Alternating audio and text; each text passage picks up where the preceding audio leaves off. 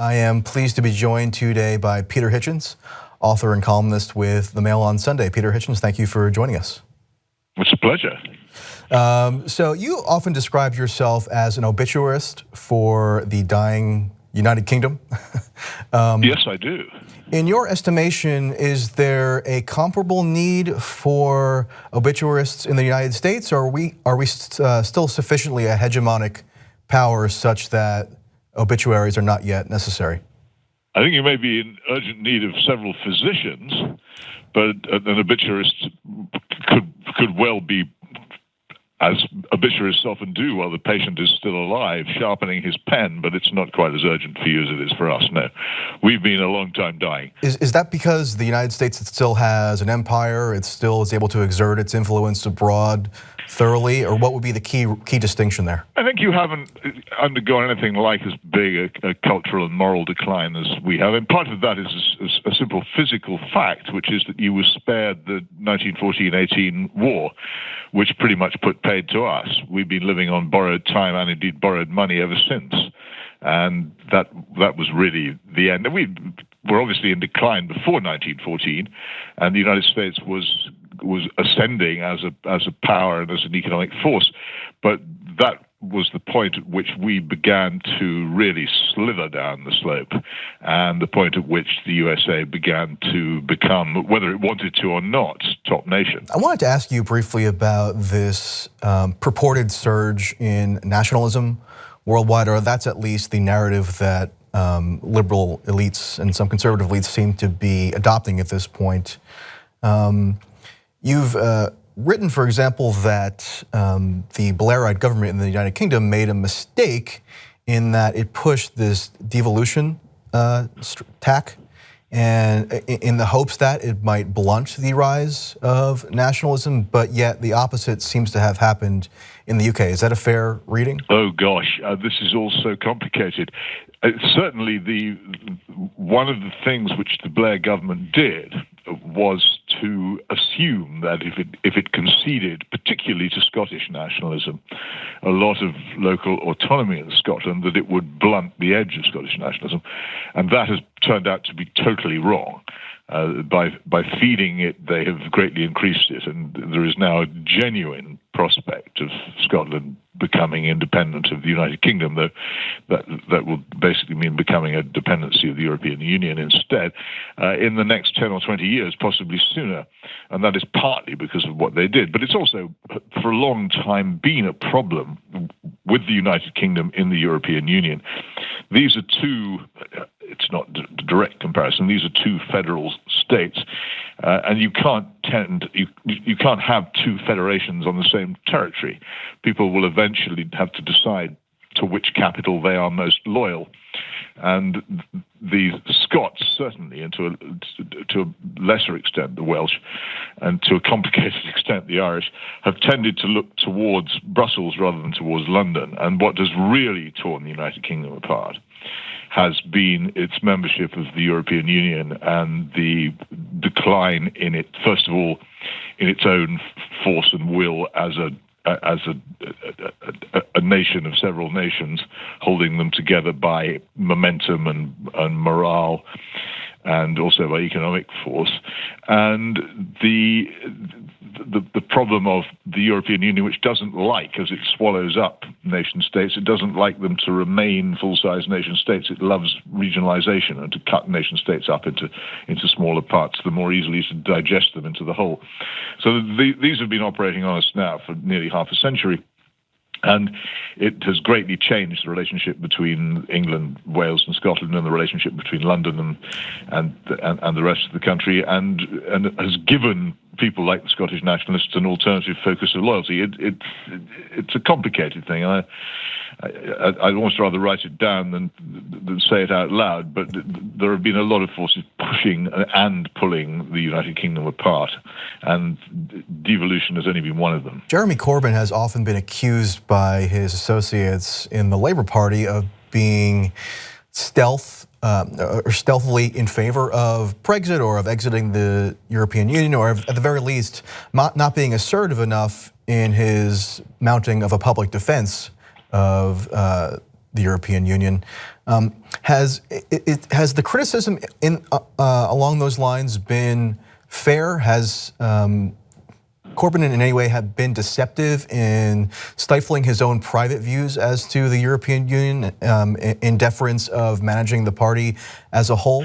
Well, it wouldn't be criticism if it came from me. I'd be very glad to see a Labour leader wholeheartedly committed to Britain leaving the European Union. There's a good, strong, old-fashioned Labour argument for it. And you can't, if you hand over the main levers of government to an outside authority, then you can't be free either to pursue conservative or socialist policies. You're basically running a sort of county rather than a country. Tony Benn famously campaigned against the European very much so, but Corbyn didn't openly do so. Somebody said he looked like a hostage signaling with his eyebrows and his beard to watchers that he didn't really agree with things that he was being compelled to say when he made formal speeches in favour of staying in the European Union. It was obvious his heart wasn't in them.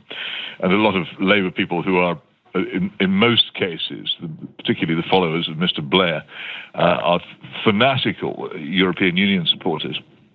They greatly disapprove of this.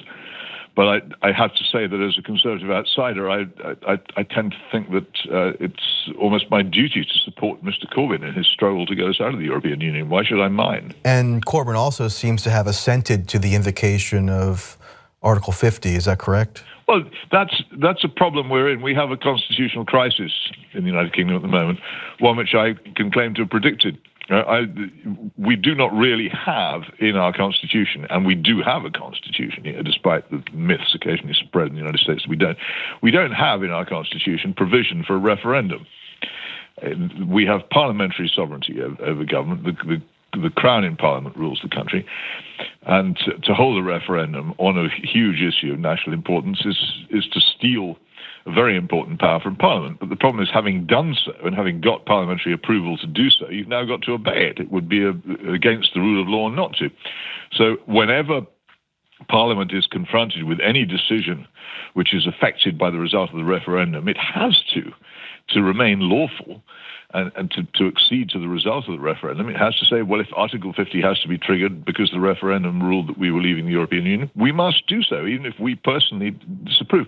And I actually think that's sound constitutional doctrine, though I would much rather we weren't in that position. But yes, everybody who has any sense has to concede that on this issue, Parliament has no choice. If it's asked to vote on the basic question, do we or don't we leave the European Union, it has to vote in the way in which the referendum decided. Otherwise, it's creating a irresistible force meets immovable object constitutional crisis, which can only be resolved in some kind of very, very serious clash, which will probably do grave damage to our future stability. So they can't do it. And it would be an extremely risky thing to start saying, oh, we can ignore this referendum. It's amazing how big a mess we're in. People are only just beginning to realize how big it is. Since Corbyn was first elected Labour leader in 2015, he's just been relentlessly pilloried by the mainstream media in the United Kingdom, both on left and right. It seems unrelenting. Does that just tsunami of criticism that he endures on a regular basis compel something within you temperamentally to come to his defense? Up to a point, though, I would have done so anyway. I have long argued that the problem, one of several problems with British politics, is that the two major parties are not as different from each other as they ought to be. Our constitution relies on there being an adversarial parliament. And for that, you have to have some fundamental disagreement between the two major parties, and we haven't had any. So when a leader was a potential leader was seeking election, who actually wanted to have policies significantly different from the Conservatives, I thought that was a good thing constitutionally. I have to say, the more that he has been attacked, and the more that I see this, to call them a pack would be to pay them a compliment, because it makes them sound a good deal more positive and even braver than they are. This flock of unanimity of criticism of him, I just find it repulsive, and I think that it's when I was being trained as a journalist and learning the trade, one of the things that I thought was our job was not to run around in flocks and not to do the bidding of power and to stand up against fashion and trends. And so that's just what I do, as almost instinctively. I just think that people who've possibly come after me, and the trade has changed a bit, don't feel that way anymore. And it's a sign of one of the many changes in our culture. But I just think it's a journalist's duty not to take part in such things. Did you detect any analog there in the United States with respect to Trump in the 2016 election? Because there was total unanimity in the US in condemning Trump. Even in traditionally conservative media, Trump had virtually no supporters of any prominence, or at least with any cachet in elite circles, which led certain people, perhaps myself included, who don't agree necessarily with Trump's brand of politics, to at least caution against this overwhelming unanimity in denouncing him at every turn, because it sort of leads to lazy thinking. Well, I'm sure it did. And if I were a US citizen, the whole thing would have been much more complicated for me than it was. My difficulty with Trump was that he ostensibly was an ally of mine in certain policy areas. He said some things which I would in the past have said myself, and indeed will say in the future, but which, because it was him saying them, I didn't feel inclined to support him, because I don't find him a trustworthy or convincing individual. And I think there's an issue of character here as well, which is quite important in an election for a head of state rather than a head of government, which is what you engage in. We don't have that. So it is quite different, it seems to me, for an insider and for a citizen of the United States in making these judgments than just for someone from the outside. I didn't actually write very much about Donald Trump, because apart from anything else, I don't find U.S. politics terribly interesting, because there don't seem to be many real issues in U.S. politics. When it moves glacially by detailed compromise, and the most significant chamber in the United States government is the Supreme Court anyway, over which nobody has any real influence. So, but in general, what I disliked most about the election from the Trump point of view was that people were saying to me, well, surely he's your candidate. He's saying several of the things you've long said. Oughtn't you to support him? And I found that rather difficult, because he was, as I say, so much in character the kind of person I couldn't bring myself to support, and I felt that it was an embarrassment to my cause that the most prominent politician in the Western world in the past 30 years, who had espoused more or less conservative views, was this person. And I still feel that way. Right. You mentioned that Trump's perhaps character flaws discouraged you from being more thoroughgoing and potentially endorsing his candidacy, or at least being supportive of aspects of it. One trend that we saw over the course of the 2016 campaign was evangelical Christians being pretty firmly behind Trump, whereas in the past you would have expected them to be highly skeptical of somebody with the character that Trump possesses. Does that strike you as an interesting trend, or would that have been expected? I thought it was incomprehensible. I thought either they didn't believe those things which they claimed to believe, or they were making a devil's bargain of the kind which people who believe that sort of thing shouldn't make. And I think the evangelicals made a similar foolish bargain to some extent with George W. Bush, and found themselves in the end supporting a war which was, in my view, not just in the Christian sense, and did, I think, the cause of Christianity and conservatism a lot of damage by doing so. To see them making the same mistake again with Donald Trump was distressing. But I cannot see how anyone can square a serious belief in Christianity with support for someone like that. And I know that a lot of people despise me for saying this, but and insist that voting is itself a moral duty and so forth. But I increasingly see modern politics as a form of idolatry, and I do not think that there is any obligation on Christian citizens to take part in elections where none of the significant candidates is in any way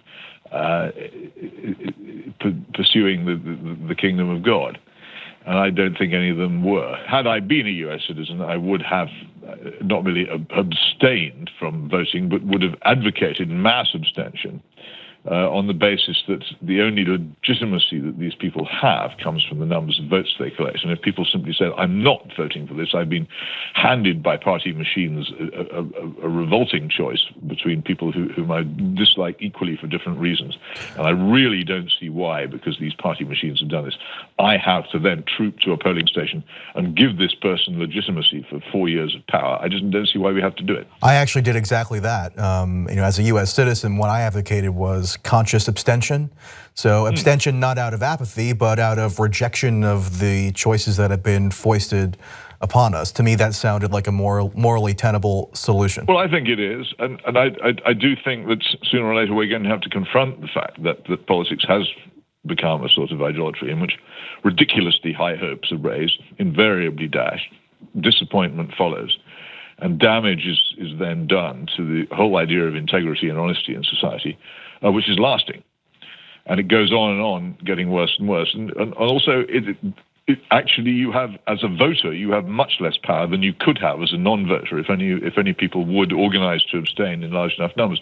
Imagine if an election were held in which people en masse stayed away from the ballot, and the tiny numbers of votes were registered, and somebody technically won, but in fact no one could seriously say that this person had the authority. You'd have to run the whole thing again. You'd have to go back to the Republican National Committee and the Democratic National Committee and say, look, you've produced people who are just not worth voting for. Nobody wants them. Why do we have to put up with this?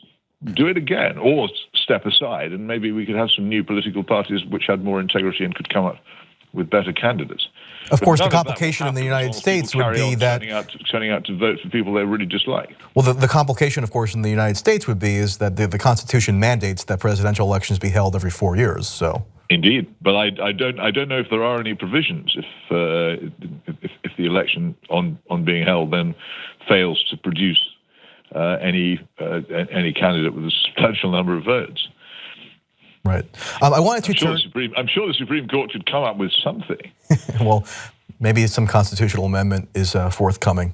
I don't know. But if the possibility were there, then perhaps the political parties would take more care about who they select. Well, there's actually a model in Nevada that I had advocated to be emulated nationwide. Voters in Nevada have the option to select none of these candidates on their ballot. Yes. Yeah. It doesn't necessarily. I'm very much in favor of that. And what's more, it should be none of the below. It should be the first option on the ballot paper. Right. And I would actually even be prepared to concede compulsory voting in return for that. Yeah, I think that would be a reasonable trade-off. I think I find compulsory voting slightly sinister, but if you had that option at the top of every ballot paper, then I think that it would be tolerable. Right. I wanted to turn to Russia. You lived at one point in Moscow. And I did. There is a very peculiar dynamic going on right now in the United States with regard to Russia. I know you've been observing it to some extent. I just want to quote to you a polling result that came out recently. More Americans now say that Russia is, quote, a very serious threat than at any time since 1983. And the surge in that sentiment is overwhelmingly fueled by liberals and Democrats. Do you find that bemusing or ironic? This is madness. The gross domestic product of the Russian Republic is less than that of Italy.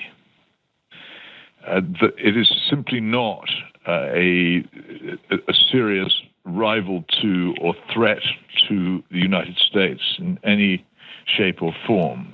Nuclear weapons, as I think any sane person knows, cannot be used realistically and are more or less neutralized in reality.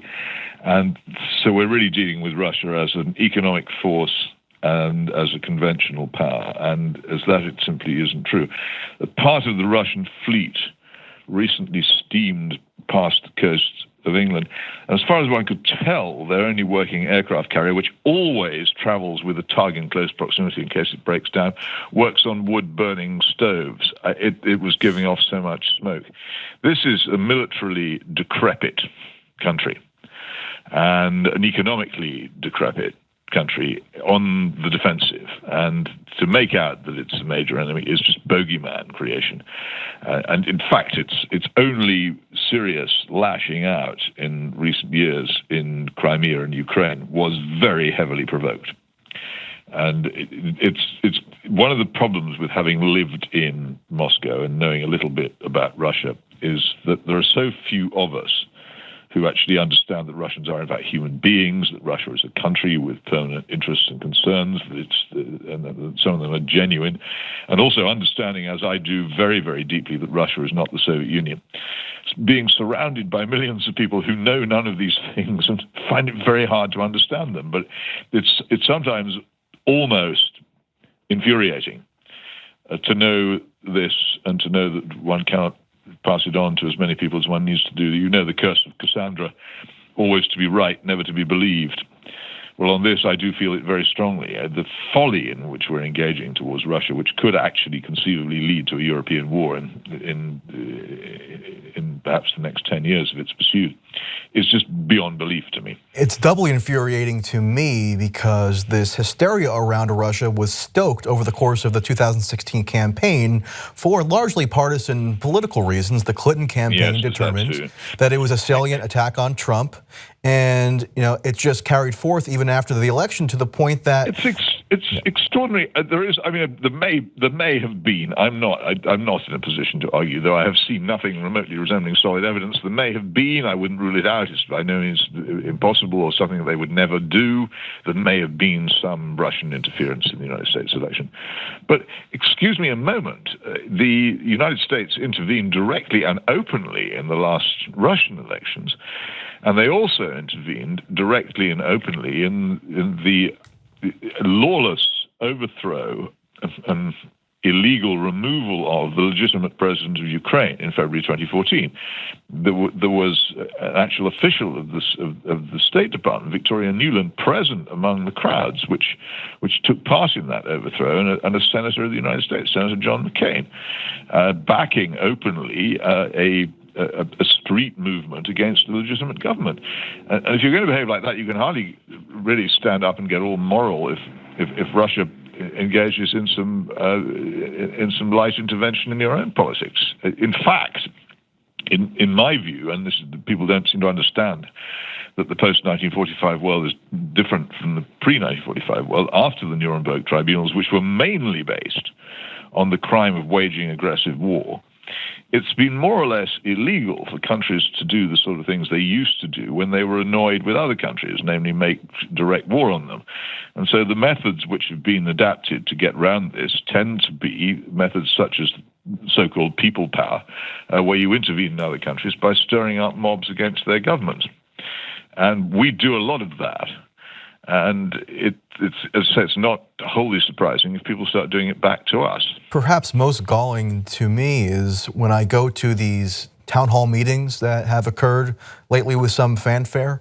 It seems that the issue that is most discussed among activist liberals who attend these things is now Russia. They're waving signs and placards, transposing Soviet-era iconography onto Trump and Putin. It seems that this whole debate is entirely devoid of any historical context whatsoever and is being pushed solely for the purpose of weakening Trump politically in the short term, with no eye toward what this might result in down the line in terms of, like you mentioned, a European war or some other kind of conflict.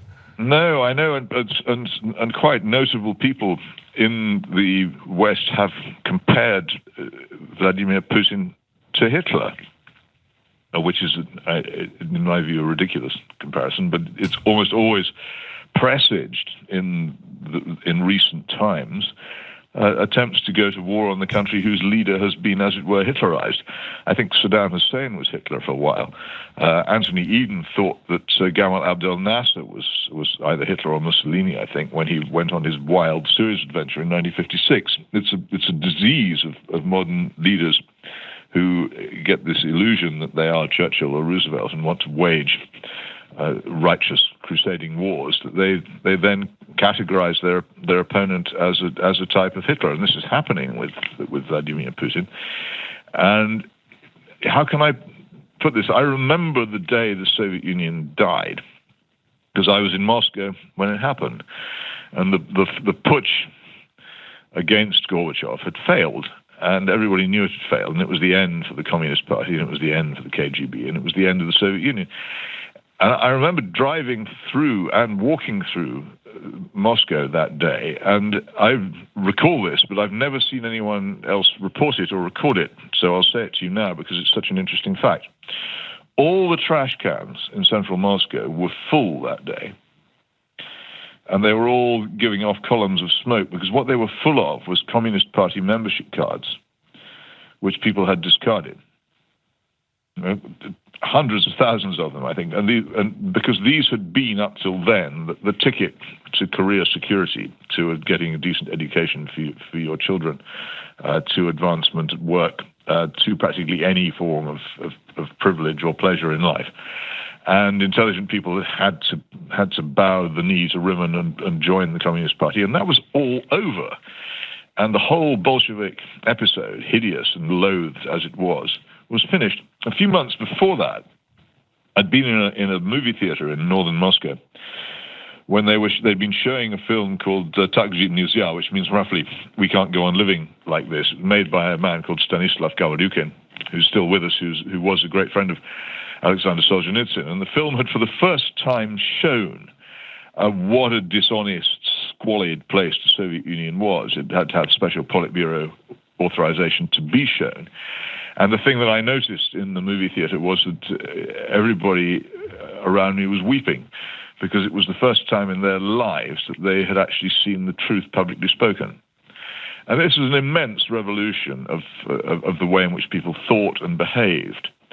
And it's completely infuriating that these people who actually were our friends and allies who longed for Russia to be a free country are now being characterized as if they'd never undergone this thing. First of all, they'd never undergone the horrors of it.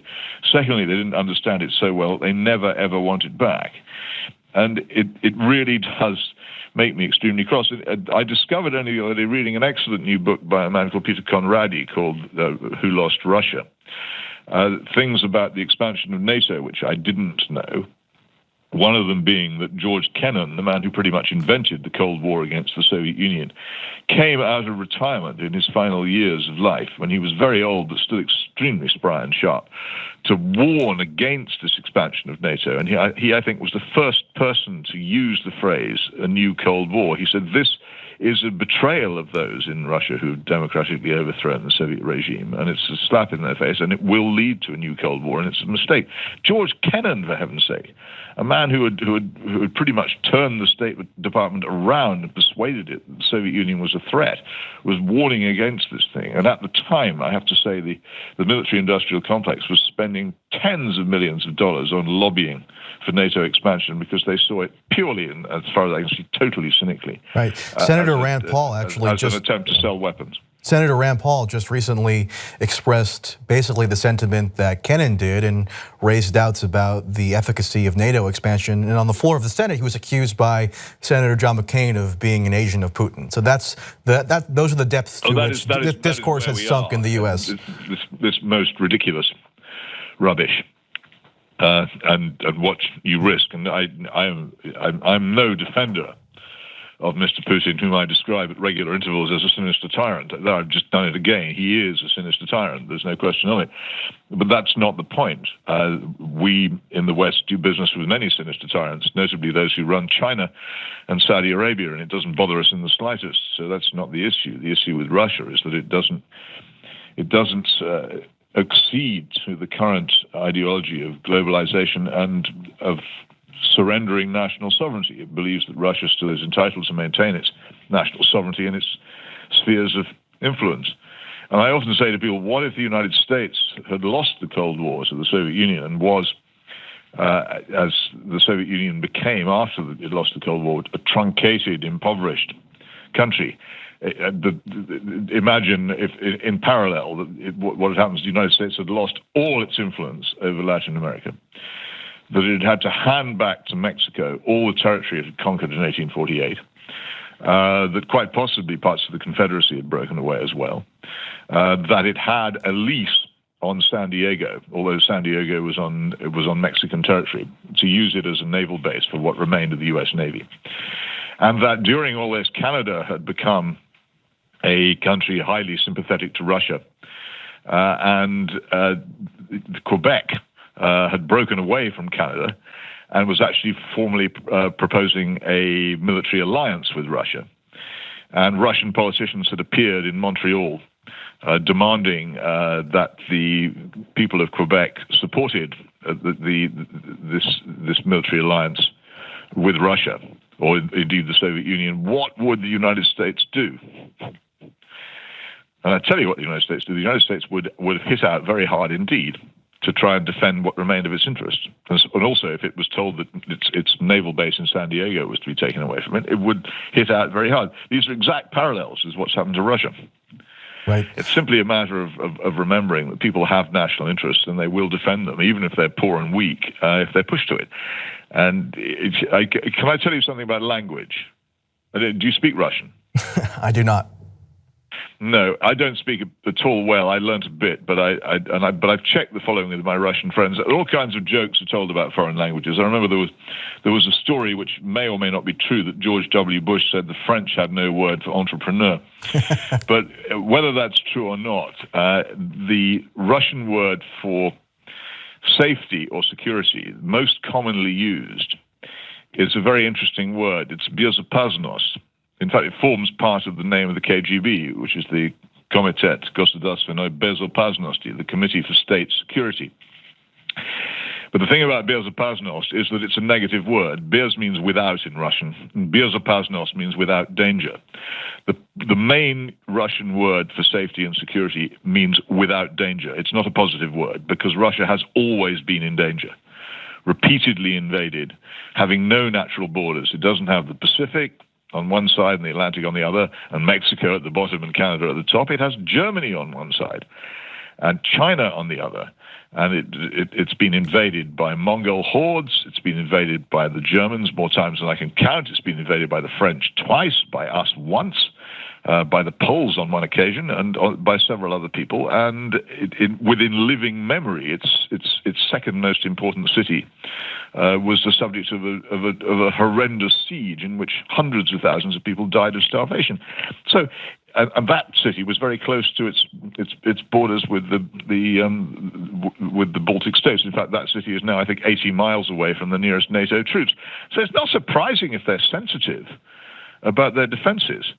And people who are surrounded by deep salt water and have Canada and Mexico as neighbors really shouldn't preach to countries which have been invaded within living memory by barbarians that they shouldn't worry about security and spheres of influence. Right. Well, we will have to leave it there. Peter Hitchens, thank you for joining us. Well, thank you very much for having me.